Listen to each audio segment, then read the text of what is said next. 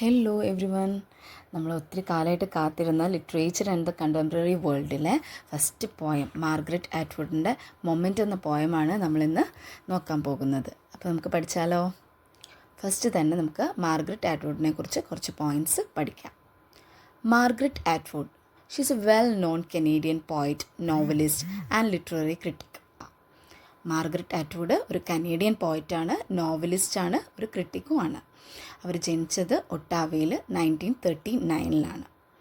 She grew up in Ontario, Quebec, Toronto. ഒണ്ടാരിയോയിലും ക്യൂബെക്കിലും ടൊറൻറ്റോയിലും ഒക്കെയാണ് അവർ വളർന്നത്. She started writing when she was only 5 years old. 5 വയസ്സാകുമ്പോൾ മുതൽ അവർ തുടങ്ങിയതാണ് എഴുത്ത്. And she is best known for her sharp insights into human nature, feminism and environmental issues. അവരുടെ വർക്ക്സ് കണ്ടാൽ തന്നെ നമുക്ക് മനസ്സിലാവും അവർക്ക് ഹ്യൂമൻ നേച്ചറിനെ കുറിച്ചും ഫെമിനിസത്തെക്കുറിച്ചും എൻവയോൺമെൻറ്റൽ ഇഷ്യൂസിനെ കുറിച്ചൊക്കെ വളരെയധികം നല്ല രീതിയിലുള്ള ഇൻസൈറ്റ് ഉണ്ട്. എന്താണത്, അതിനെക്കുറിച്ച് നമുക്ക് നല്ല രീതിയിൽ ബോധവൽക്കരണം അവരുടെ പോയത്തിലൂടെ തന്നെ നമുക്ക് ലഭിക്കുന്നതാണ്. Her first collection of poetry is the circle game, 1966. 1966 അവരുടെ ആദ്യത്തെ കളക്ഷൻ ഓഫ് പോയട്രി ഇറങ്ങിയത്. അതിൻ്റെ പേര് ദ സർക്കിൾ ഗെയിം എന്നാണ്. And her first novel the edible woman was in the year 69. അവരുടെ ആദ്യത്തെ നോവൽ എഡിബിൾ വുമൻ 1969 ഉണ്ടായിരുന്നത്.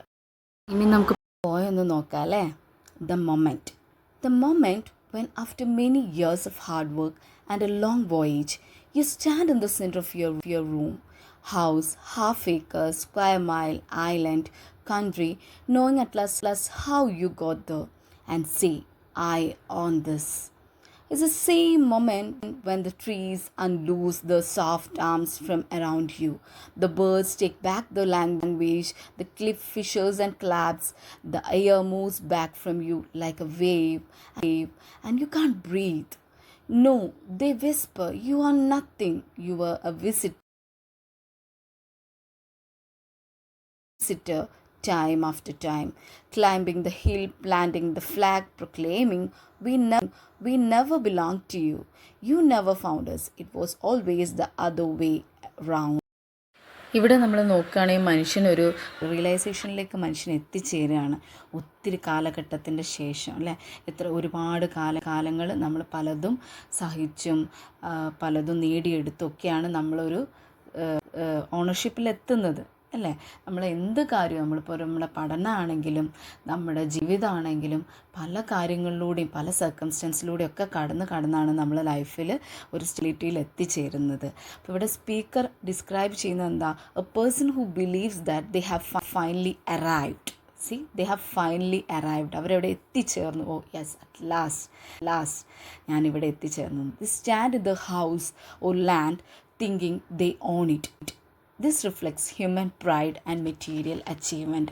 നമ്മൾ ഓരോ പ്രൈഡ് ഫീൽ ചെയ്യും അല്ലേ. എനിക്ക് സ്വന്തമായിട്ടൊരു വീട് ഞാൻ വെച്ച സമയത്ത് ഐ ഫെൽ സോ, എനിക്ക് തോന്നി യെസ്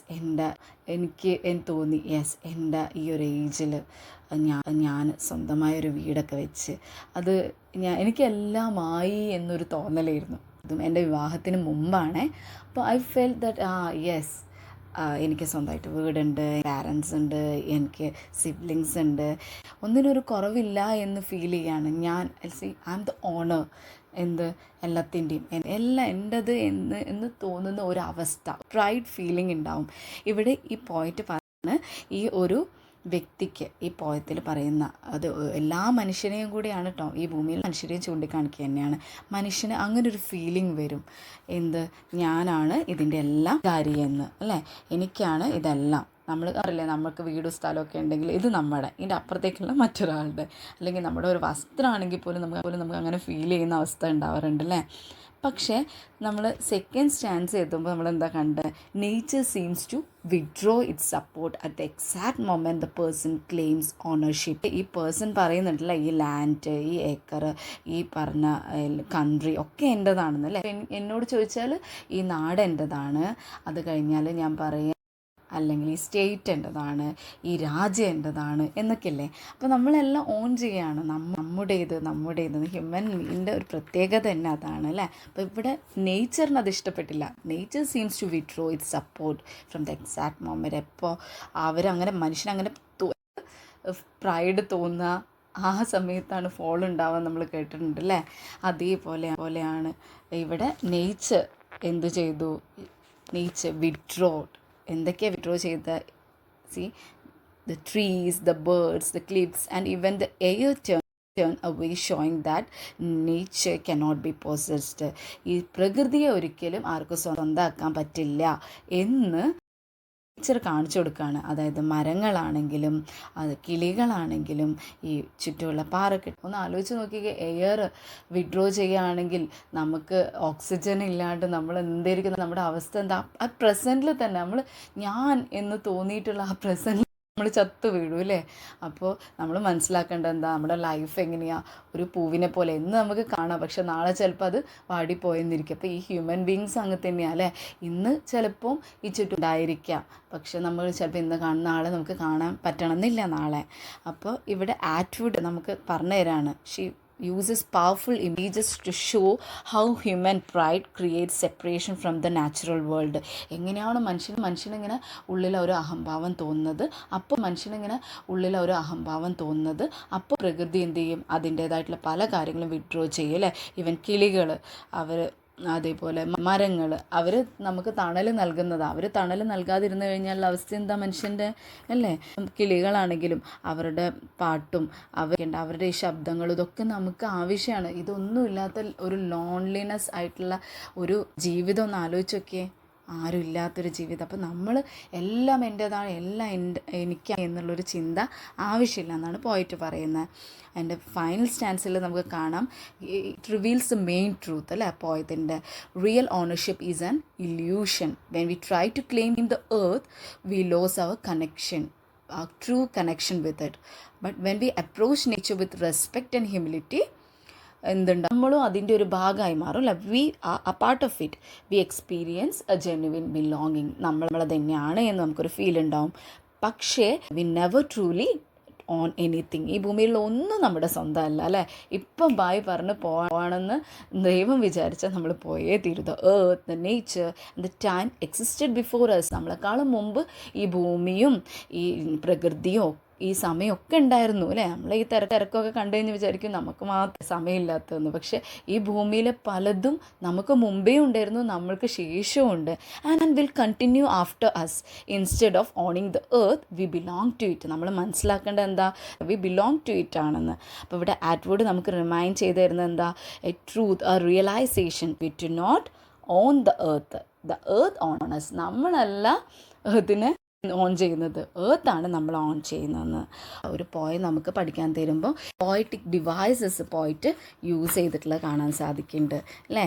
എന്തൊക്കെയാണ് ഇമേജറി ഇവിടെ നിങ്ങൾക്ക് കാണാൻ പറ്റുന്ന ഇമേജ് ഉണ്ട് നമ്മളെ മൈൻഡിലേക്ക് വരുന്നത്. ഹ്യൂമൻ ബീങ്, ഒരു റൂം, അവരുടെ ഒരു വീട്, അവരുടെ ഒരു നാട്, അവരുടെ ഒരു കൺട്രി, ഇതൊക്കെ നമ്മളെ മൈൻഡിലേക്ക് വരുന്നുണ്ട് അല്ലേ. അപ്പോൾ ഇതൊക്കെ എന്താണ്, ഇമേജസ് ആണ്, നമുക്ക് മനസ്സിൽ കാണാൻ പറ്റുന്ന കാര്യങ്ങളാണ്. You stand in the centre of your room അല്ലേ. പിന്നെ trees unloose the soft arms, cliffs fissure ആവുന്നത് അല്ലേ. ആ ഒരു പാറകളൊക്കെ പൊട്ടി രണ്ട് ആയി മാറുന്നതൊക്കെ നമുക്ക് ഇമേജസ് ആയിട്ട് കാണാൻ പറ്റുന്നുണ്ട്. അതാണ് ഇമേജറി ഇവിടെ യൂസ് ചെയ്തിട്ടുള്ളത്.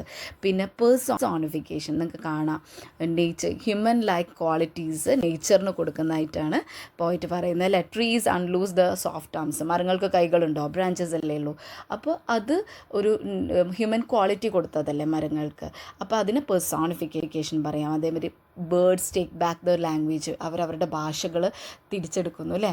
അതായത് കിളികളുടെ ശബ്ദങ്ങൾ. അപ്പോൾ നമുക്ക് അതൊക്കെ ഇവിടെ എന്ത് ചെയ്യാം, മനുഷ്യൻ്റെ ഇമോഷൻസ് അല്ലെങ്കിൽ മനുഷ്യൻ്റെ ഒരു ക്വാളിറ്റീസൊക്കെ മൃഗങ്ങൾക്കോ മറ്റെന്തെങ്കിലും ജീവനില്ലാത്ത വസ്തുക്കൾക്കോ കൊടുക്കുന്ന അതിന് പേഴ്സോണിഫിക്കേഷൻ പറയാം. അപ്പോൾ അത് നമുക്ക് ഈ പോയത്തിൽ കാണാൻ പറ്റുന്നുണ്ട്. അതേപോലെ ഒരു കാര്യമാണ് alliteration, that is repetition of consonant sounds. അപ്പോൾ കോൺസണൻസ് ആയിട്ടുള്ള സൗണ്ട്സ് വീണ്ടും വീണ്ടും യൂസ് ചെയ്യുന്നുണ്ട്. For example F, cliffs, fish എന്നൊക്കെ പറഞ്ഞിട്ട് ഇങ്ങനെ പോയത്തിൽ സ്റ്റാൻസിലൊക്കെ കൊടുക്കുകയാണെങ്കിൽ അതിന് അലിട്രേഷൻ എന്ന് പറയും. പിന്നെ സിംബോളിസം യൂസ് ചെയ്തിട്ടുണ്ട്. മാൻ standing at the centre of spaces, room, അത് സിംബലൈസ് ചെയ്യാണ് അല്ലേ, അവനാണ് അതിൻ്റെ എല്ലാം ഓണർഷിപ്പ് എന്നുള്ള. പിന്നെ സിമിലി യൂസ് ചെയ്തിട്ടുണ്ട് അല്ലേ, ലൈക്ക് ടു ഡിഫറെൻറ്റ് തിങ്സ് അല്ലെ, ideas. The air moves backs like A wave. കാറ്റ് എങ്ങനെയാണ് പോകുന്നത്, ഒരു തിരമാല പോലെ അല്ലെ, വേവ് ഇങ്ങനെ പോകുന്ന പോലെ അതിങ്ങനെ പോകുന്നു എന്നൊക്കെ നമുക്ക് ഈ പോയിറ്റ് കാണിച്ചു തരുന്നുണ്ട്. ഒന്നും കൂടി സമ്മറൈസ് ചെയ്താലോ? You can see the first stanza reveals that the moment of pride was someone has achieved success after a long period of struggle. And if the protagonist or the human being claims possession of the surroundings, and they feel that they are the owner of everything, and the moment human claims like that the ownership of the surroundings, the trees loosen the soft arms, the birds take back themselves, and the air itself moves back like a wave, suffocating human beings. And nature in the final stanza says that no, you own nothing. Nature reminds humans that they were just mere visitors who took the liberty of proclaiming ownership. ഇനി കുറച്ച് questions നോക്കാം അല്ലേ. അപ്പോൾ നിങ്ങൾ ക്വസ്റ്റ്യൻസൊക്കെ നോക്കിയല്ലോ, answer ചെയ്യണേ. Class മനസ്സിലായിട്ടുണ്ടെങ്കിൽ നിങ്ങൾ subscribe ചെയ്യാം കേട്ടോ. അപ്പം നിങ്ങൾക്ക് തുടർന്നും എൻ്റെ ക്ലാസ്സസ് കിട്ടുന്നതാണ്.